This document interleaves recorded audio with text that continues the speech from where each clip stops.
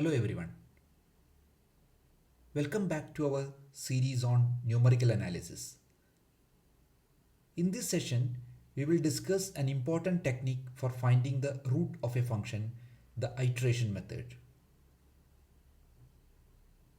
You might have already watched the previous two methods, namely the bisection method and the method of false position.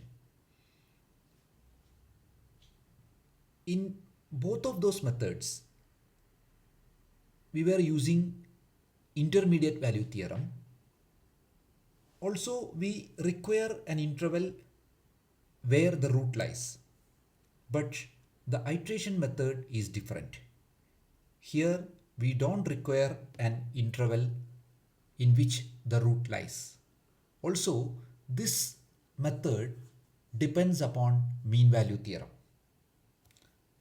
Let us see mean value theorem first. Let f of x be a real valued function on AB. If f of x is continuous on AB and differentiable on open interval AB, then there exists xi in open interval AB such that f of b minus f of a is equal to f prime xi times b minus a.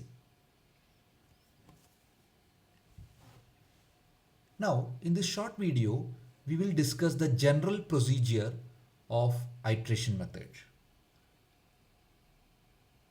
In the upcoming videos, we will be discussing more details of this iteration method along with an illustration.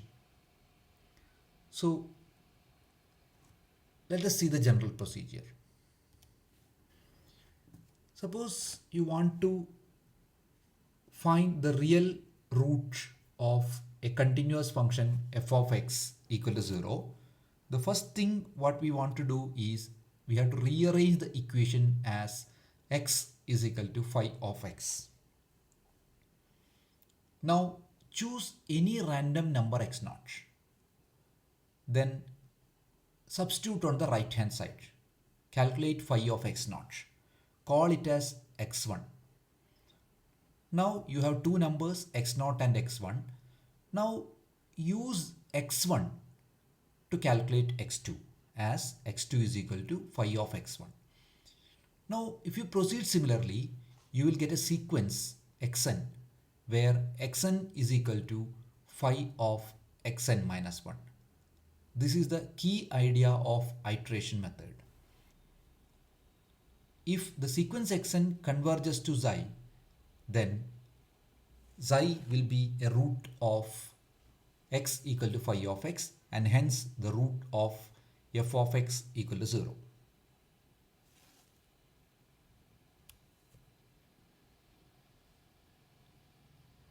Since we are speaking about a sequence, we have three immediate questions. The question number one is, you are speaking about a sequence, so under what condition the sequence xn converges? Is it possible to find the convergence of the sequence xn well in advance before calculating the terms of the sequence? Now, the second question,